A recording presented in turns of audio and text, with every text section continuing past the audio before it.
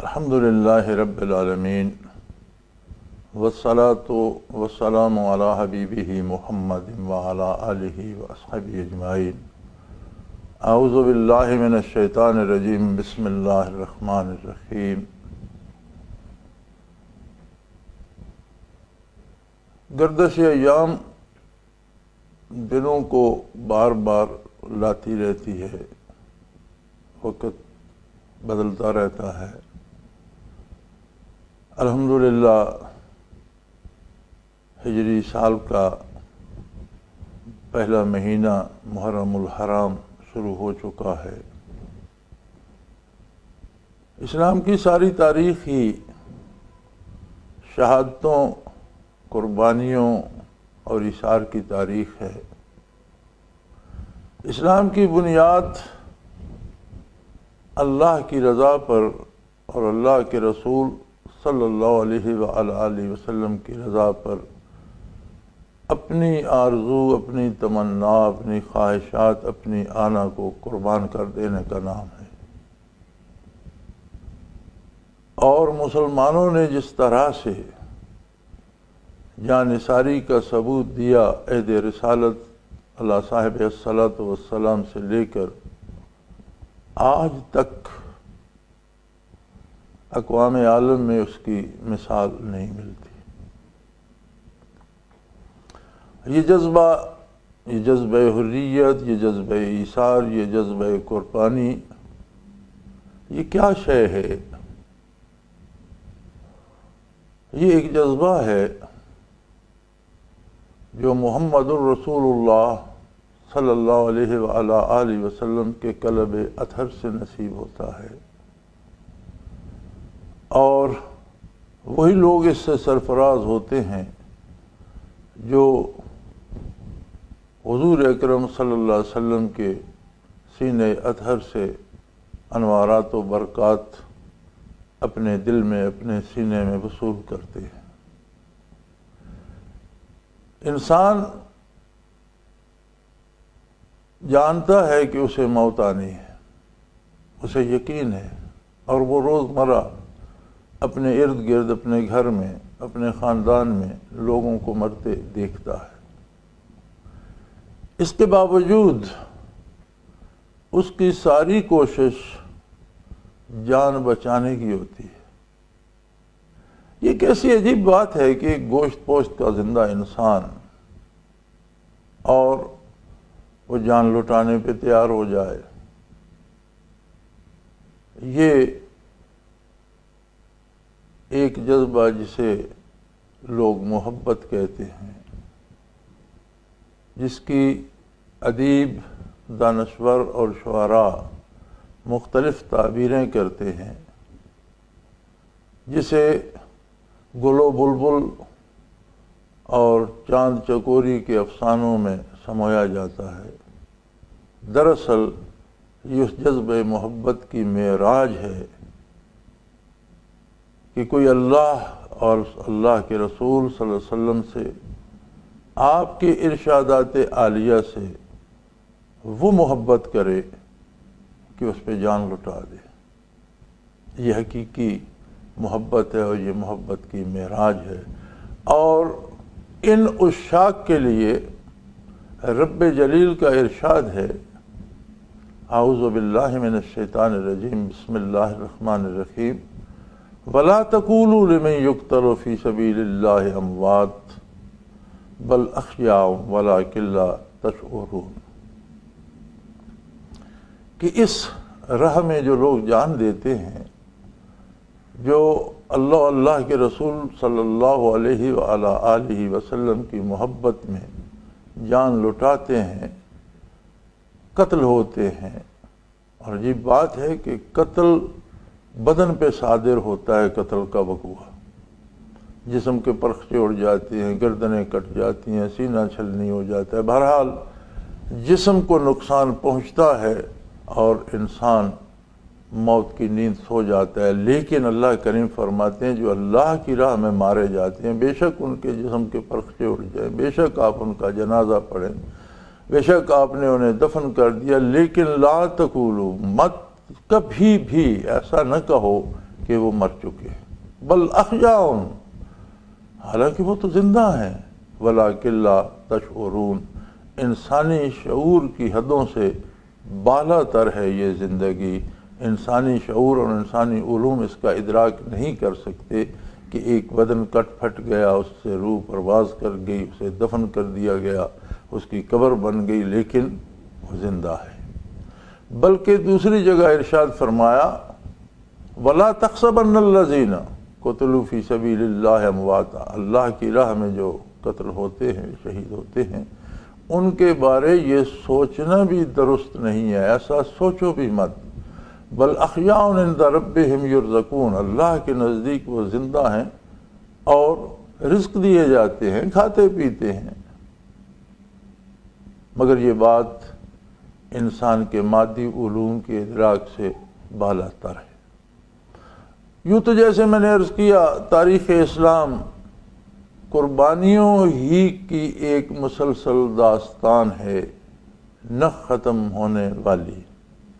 اور انشاءاللہ العزیز جب تک مسلمان موجود ہیں یہ داستان رقم ہوتی رہے گی، اور مسلمان قیامت تک رہیں گے۔ یہ آخری امت ہے، آخری کتاب ہے اور آخری نبی ہے صلی اللہ علیہ وسلم۔ قیامت تک نبوت بھی آپ ہی کی رہے گی،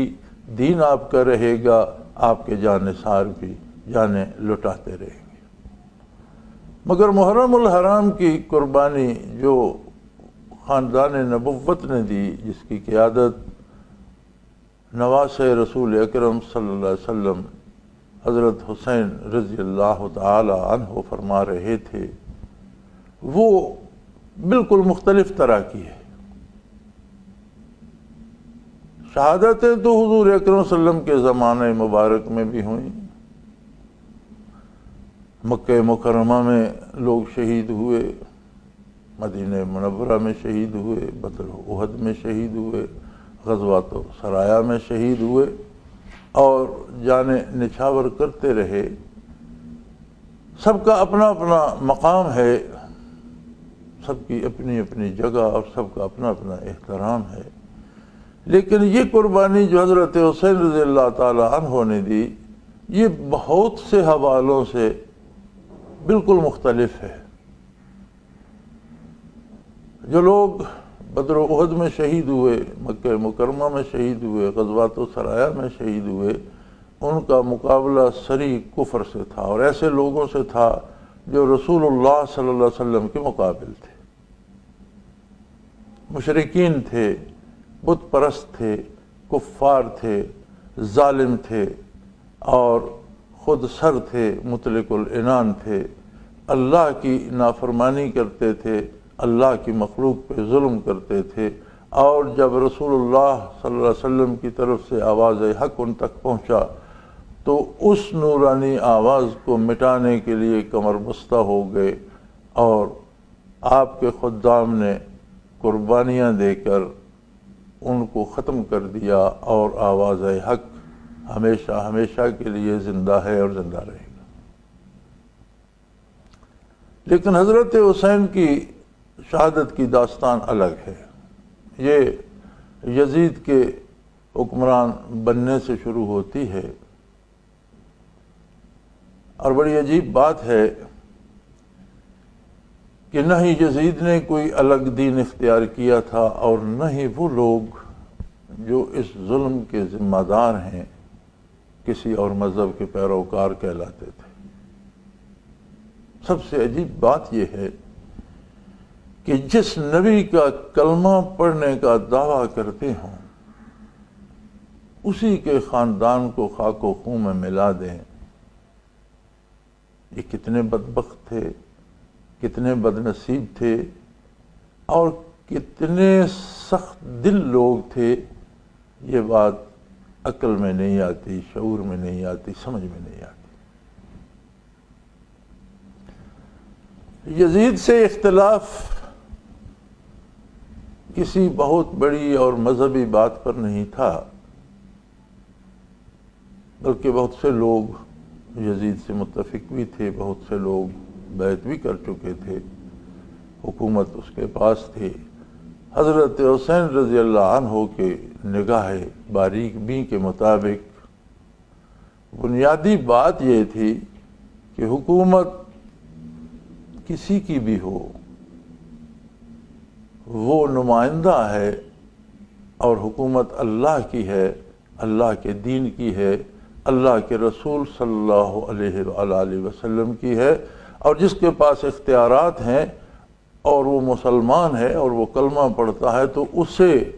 اللہ و اللہ کے رسول کی احکام کو نافذ کرنا ہے، ان کی تنفیذ کا ذمہ دار ہے، لوگوں پر اپنی پسند مسلط کرنے کا اسے کوئی حق نہیں۔ ہاں شورا بنی، پھر شورا کا بعد میں اسمبلی نام ہو گیا، اسمبلیاں، سینٹ، یہ سب ادارے کیا ہیں؟ یہ مشورے کے ادارے ہیں کہ کوئی شخص اللہ و اللہ کے رسول کے حوالے سے کہ یہ بھی اللہ کا حکم ہے اپنی رائے مسلط نہ کرے۔ ایک تو ہوتا ہے براہ راست کوئی اپنی رائے مسلط کرتا ہے، ایک ہیلا یہ بھی ہوتا ہے کہ کوئی اپنی رائے کو اللہ کا اور اللہ کے رسول صلی اللہ علیہ وسلم کا اور دین کا حکم بنا کر مسلط کر دے۔ تو یہ جو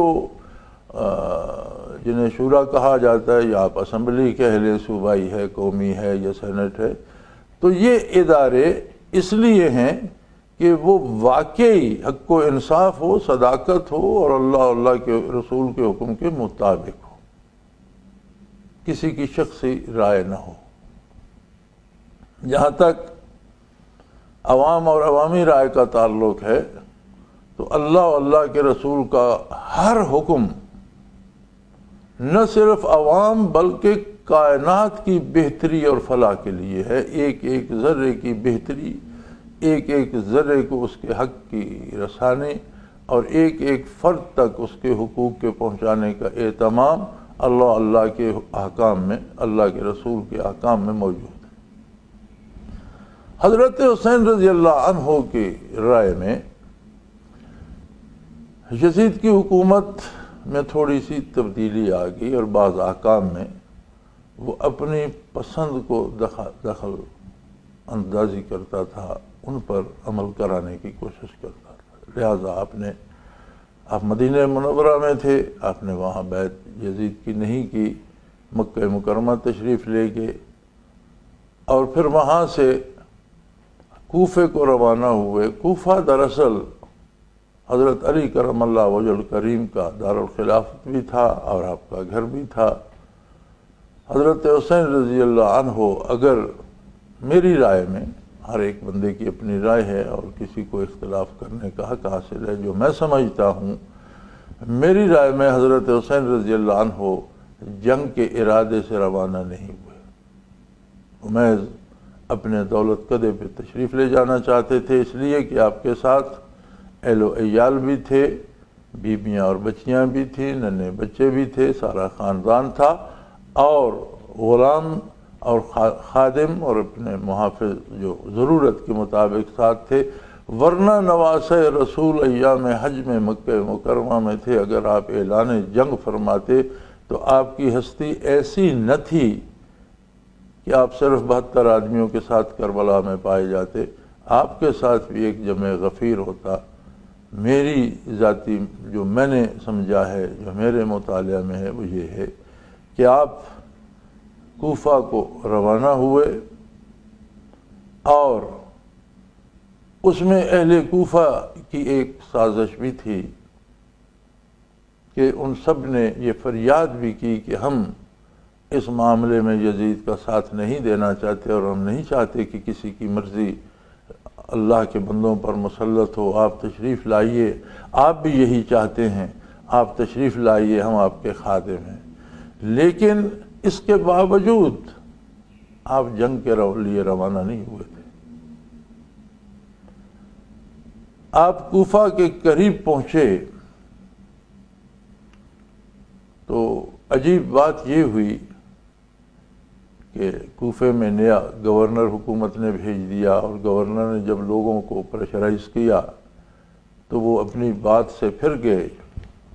اور حضرت حسین رضی اللہ عنہ کو روکنے کے لیے انہی کوفیوں کی ایک فوج بن گئی، کوفہ سے ہی فوج آئی جس نے کوفہ پہنچنے سے پہلے حضرت حسین رضی اللہ عنہ کو راستے میں روک دیا۔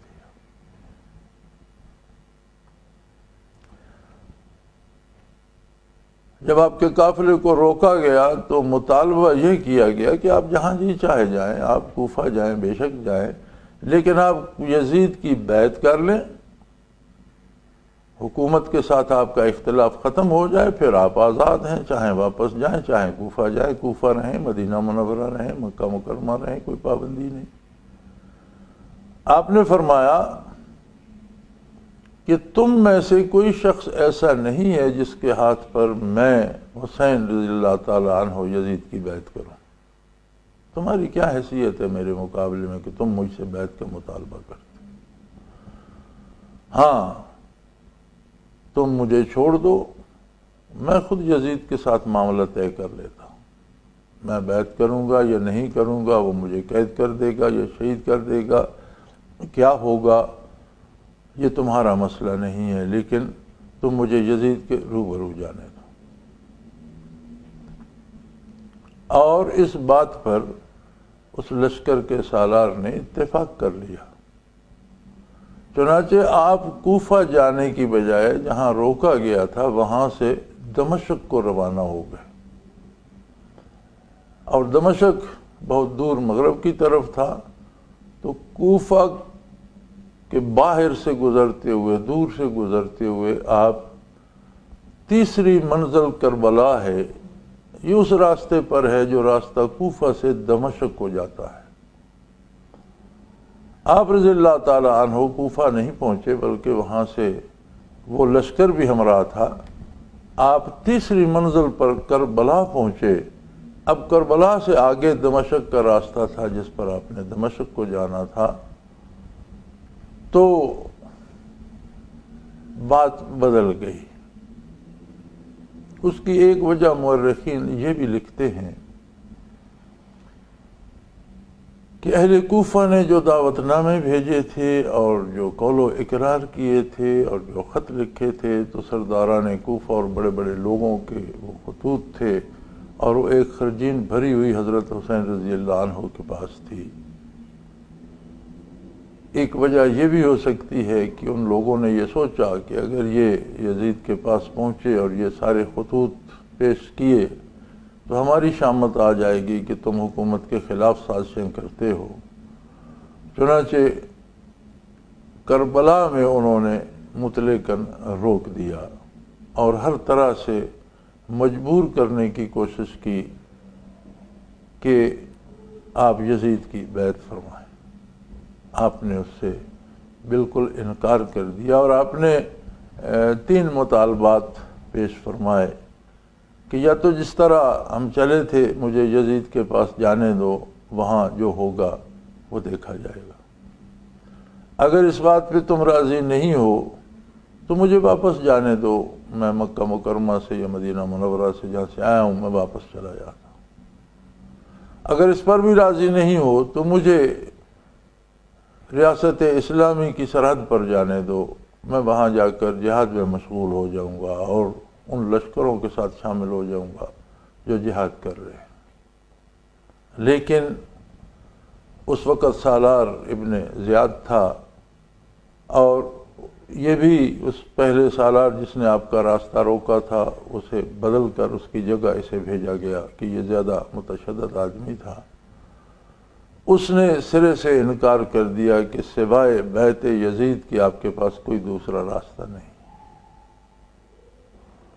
اب یہاں دیکھنے کی بات یہ ہے کہ ایک طرف آپ کے ساتھ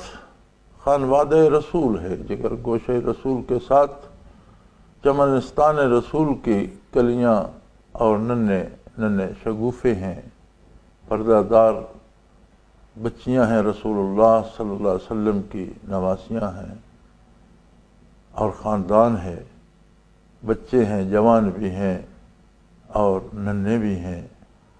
اور چند خدام ہیں ہمراہ۔ آپ کے پاس کوئی لشکر نہیں کہ آپ ایک مسلح اور سرکاری لشکر کے ساتھ جنگ کا اعلان فرما دیں۔ اگر بیعت کر بھی لیتے ہیں تو کوئی لا الہ الا اللہ محمد الرسول اللہ صلی اللہ علیہ وسلم کے خلاف تو کچھ نہیں ہو رہا۔ قرآن تبدیل نہیں کیا گیا، احکام تبدیل نہیں کیے گئے، نمازیں وہی ہیں، روزے وہی ہیں، سب کچھ وہی ہے، تو پھر اتنی کیا وجہ تھی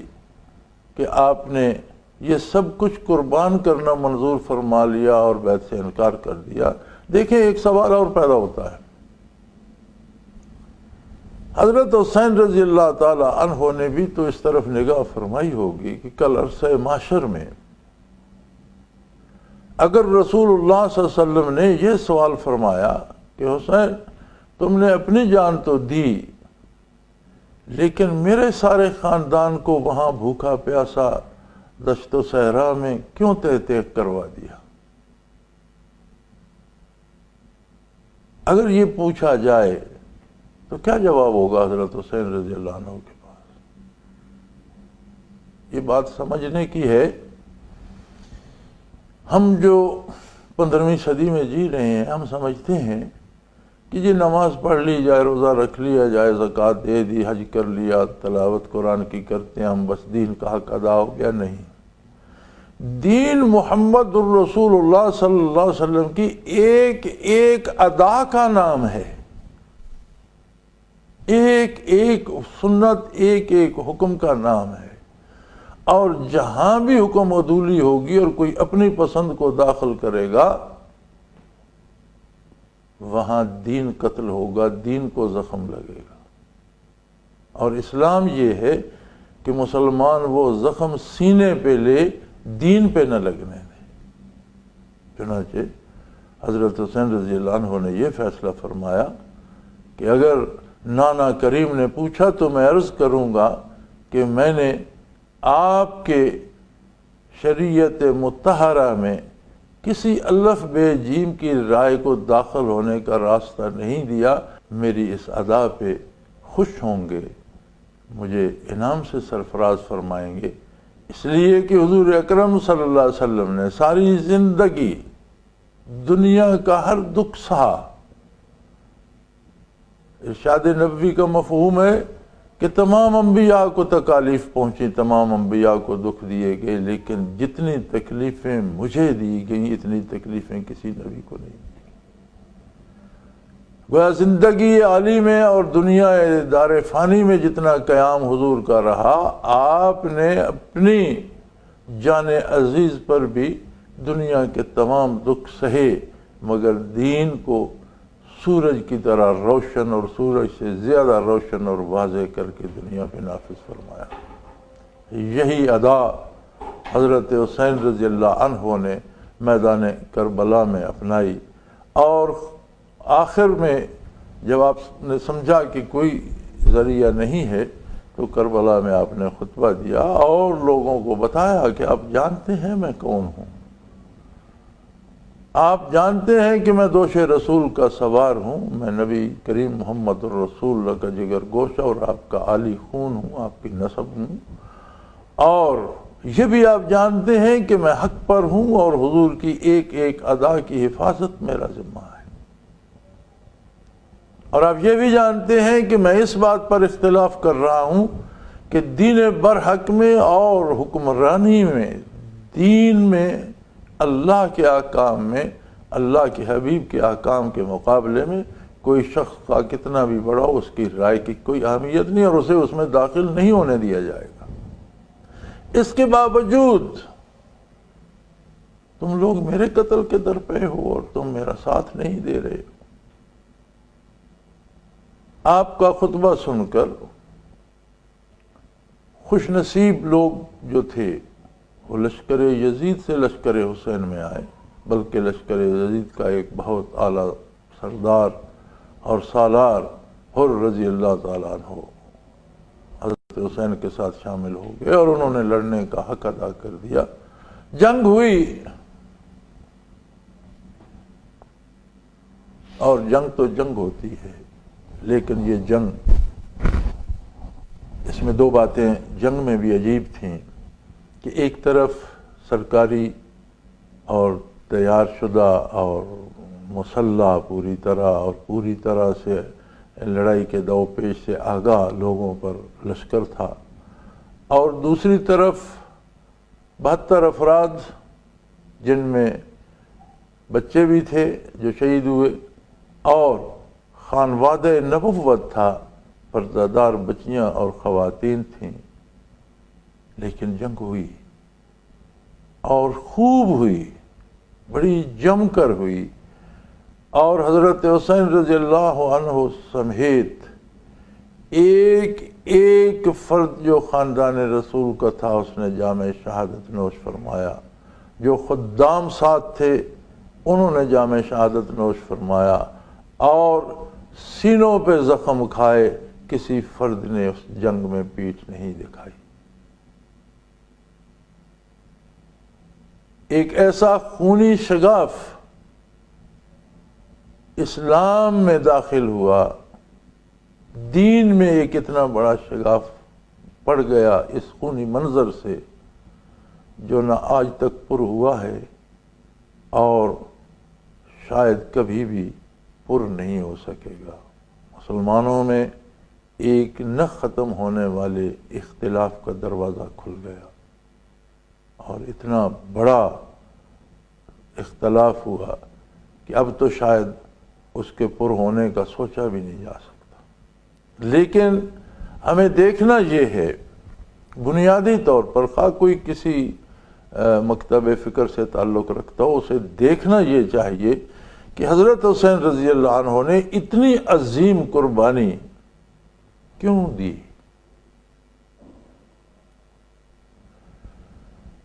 تاریخ بتاتی ہے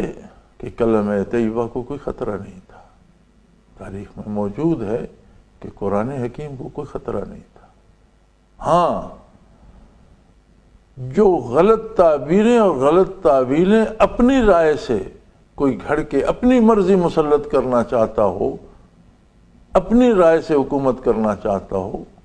اپنی پسند کو داخل کرنا چاہتا ہو، یہ دروازہ بند کرنے کے لیے حضرت حسین رضی اللہ عنہ نے اتنی بڑی قربانی دی کہ جس گردن پر محمد رسول اللہ کے لبھائے مبارک کے بوسوں کے نشان ثبت تھے، وہ گردن خنجر سے کٹ گئی۔ جو سینہ حضور کے سینے اطہر پہ رہا کرتا تھا اور جو وجود دوش اطہر پہ سواری کرتا تھا، وہ نیزوں اور تینوں سے چھلنی ہو گیا۔ آج ہم مختلف طریقوں سے محرم الحرام کی یاد بھی مناتے ہیں، مختلف رسومات بھی ادا کرتے ہیں،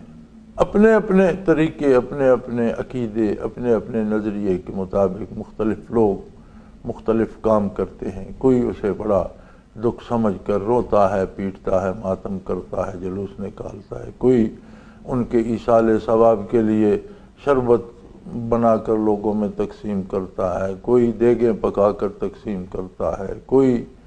مختلف عبادتیں کرتا ہے اور ایصال ثواب کرتا ہے، کوئی ختم پڑھاتا ہے، پڑھتا ہے، قرآن کریم پڑھتا ہے۔ یہ ساری باتیں تو ہو رہی ہیں، لیکن اصل بات جس کے لیے حضرت حسین رضی اللہ عنہ نے قربانی دی، کیا ہماری توجہ اس طرف بھی ہے؟ کیا ہم سب